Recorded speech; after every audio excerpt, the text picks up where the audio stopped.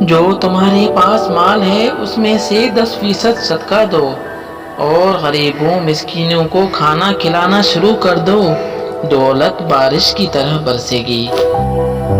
تمہارا اللہ پاک کی رضا میں راضی رہنا رب کریم کا تم پر راضی ہونے کا اشارہ ہے۔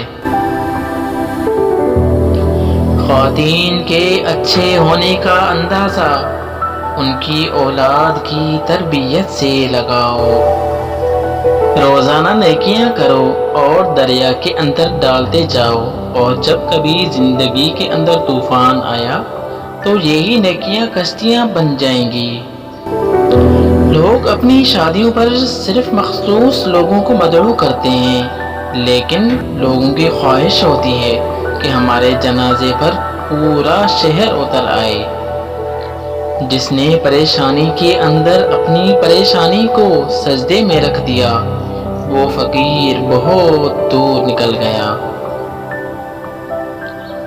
جو روزی روٹی انسان کا مقدر ہے وہ اسے مل کر ہی رہے گی، کوئی اس کو گھٹا نہیں سکتا نہ بڑھا سکتا ہے۔